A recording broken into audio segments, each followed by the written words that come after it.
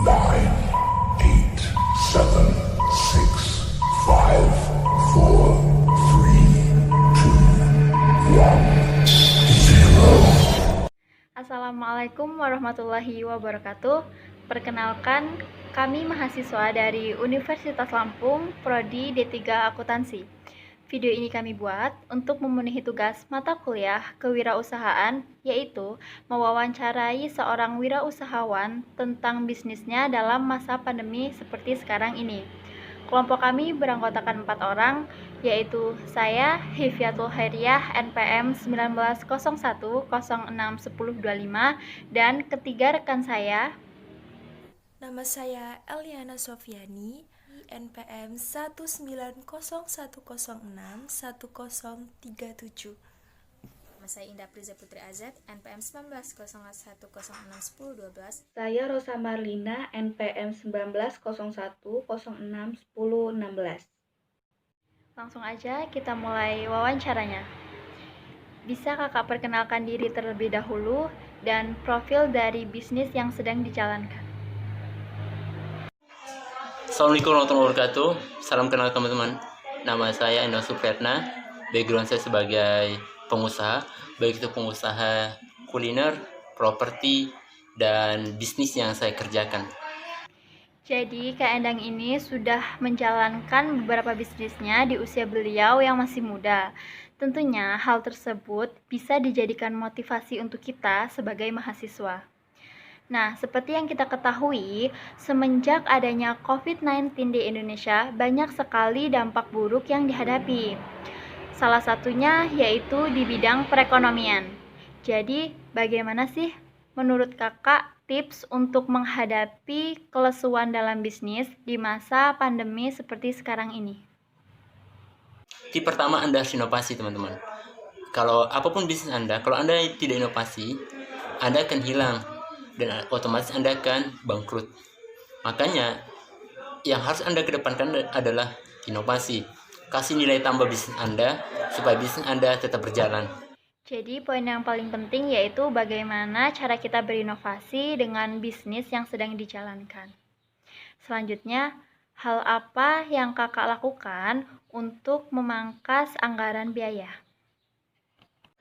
Yang saya lakukan untuk memangkas anggaran adalah tidak membeli barang-barang yang tidak punya nilai tambah atau barang tersebut tidak terlalu penting di saat pandemi. Contoh, kalau Anda bisnis restoran, barang-barang yang tidak penting, barang-barang yang mungkin peminatnya tidak ada, Anda hindari dulu membelinya. Dan Anda fokus di barang-barang yang mungkin peminatnya lebih banyak.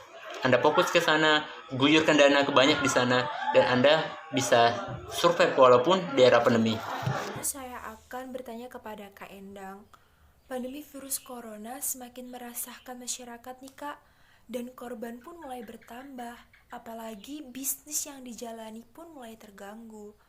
Akhirnya, pelaku bisnis ini mulai putar otak gitu, agar bisnis yang dijalani ini agar tetap berjalan. Nah, bagaimana sih Kak agar cash flow ini tetap sehat dalam menjalani masa pandemi ini? Cash flow agar tetap sehat yaitu Anda harus mengerti money management. Kalau Anda tidak mengerti money management, cash flow Anda tidak akan sehat. Tapi kalau Anda sebanyak apapun uang Anda, kalau Anda tidak mengerti money management, Anda tidak akan merasakan kesehatan dalam cash flow Anda. Tetapi jika Anda memahami tentang money management, cash flow Anda akan selalu sehat. Kira-kira kendala apa saja sih Kak yang dihadapi pelaku bisnis online agar Kakak bisa mengantisipasinya dari sekarang? Tentu saja di dalam dunia bisnis online yang digital, mungkin yang kita hadapi yaitu banyak kompetitor, banyaknya orang yang nurunin harga barang sama tapi harga lebih murah. Nah, kita harus bisa jangan sampai perang harga, walaupun mungkin lawan bersaing kita, kompetitor kita harganya lebih murah, tetapi kita walaupun harga kita tidak murah, tetapi kita kedepankan kualitas.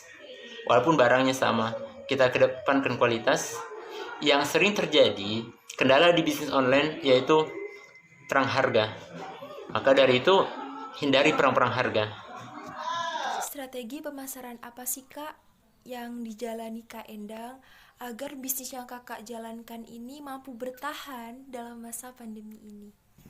Strategi yang mampu bertahan di era bisnis seperti corona sekarang yaitu strategi digital. Anda yang dulunya bisnis online, bisnis offline, Anda harus gunakan bisnis online sekarang. Anda harus pindah haluan. Agar apa? Agar bisnis Anda selalu berjalan dan agar bisnis Anda tidak bangkrut. Maka dari itu, gunakan digital. Dan apalagi sekarang materi-materi digital marketing itu sudah ada di online dan sebagainya. Anda tinggal pahami itu, Anda berubah, Anda pindah haluan, gunakan digital marketing, gunakan digital untuk bisa membuat bisnis Anda tetap berjalan di era corona. Bagaimana cara mengatur keuangan agar tidak merugi saat COVID-19? Cara mengatur keuangan agar tidak merugi yaitu Anda harus paham tentang manajemen yang tadi. Saya rinci kepada manajemen adalah contoh Anda mempunyai profit 100% profit. Anda harus manajemen profit Anda. Dengan apa? Contoh, kalau saya pribadi, saya gunakan 50% dari keuntungan 100% saya gunakan untuk investasi.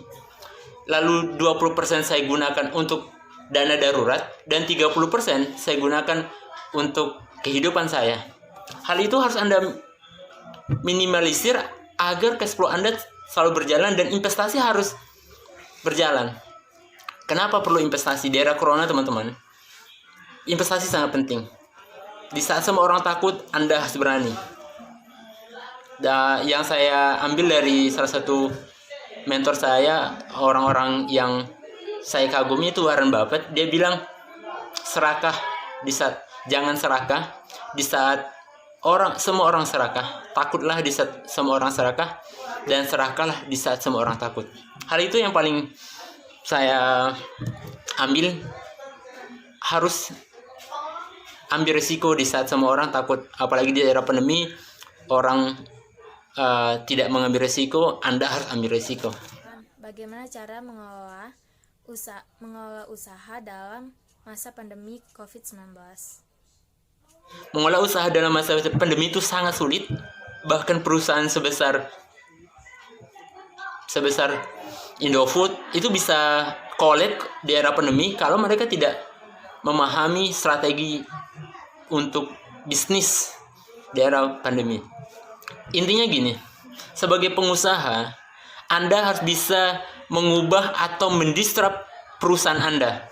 Ubah bisnis Anda yang tadinya bisnis online, Anda ubah bisnis yang tadi bisnis offline, Anda ubah ke bisnis online. Yang tadinya Anda tidak pakai digital, Anda harus pakai digital. Yang tadinya Anda tidak mengerti marketing, Anda harus memarketing ke bisnis Anda. Apalagi di era corona. Semuanya harus punya perubahan dan harus punya nilai tambah dibanding yang lain agar bisnis Anda bisa bersaing tentunya. Prospek pajak di masa depan. Saya yakin prospek pajak di masa depan otomatis akan lebih mahal tentunya, karena setengah tahun ini pemerintah tidak mengambil pajak, tentunya akan lebih mahal. Anda harus siap-siap untuk itu. Nah, tapi saya harap Anda harus bisnis. Anda mulai hari ini, karena di sini bisa orang melihatnya krisis, Anda lihatnya peluang. Seorang pembisnis harus melihat peluang di dalam krisis. Gimana sih pendapat kakak tentang keadaan sosial ekonomi dalam masa penanganan dan pasca dari COVID-19 ini? Tinjauan otomatis ekonomi Indonesia yang tadinya bagus sekarang turun 50% drastis. UMKM pada bangkrut, banyak orang di PHK. Ini sebenarnya masa susah di Indonesia di era pandemi ini, karena pandemi ini terjadi 100 tahun sekali. Tetapi pasti ada orang yang bisa menang sesulit apapun. Kenapa? Karena mereka memahami strateginya. Ada saja pengusaha yang sukses di era pandemi karena mereka memahami strateginya. Strateginya itu yang penting. Dan saya harap pemerintah harus fokus pada UMKM. agar UMKM lebih baik. Dan karena UMKM adalah salah satu pembisnis yang mensupport tenaga kerja paling banyak daripada perusahaan-perusahaan besar. Menurut kakak, model bisnis apa sih yang cocok pada masa pandemi seperti ini, dan penerapan teknologi seperti apa yang sangat dibutuhkan? Model bisnis yang paling tepat di masa COVID adalah bisnis yang dicari orang, seperti masker, seperti alat cuci tangan, dan sebagainya. Hal-hal yang dicari orang, dan Anda gunakan teknologi digital untuk memarketingkannya. Sekian video dari kami ucapkan terima kasih. Wassalamualaikum warahmatullahi wabarakatuh.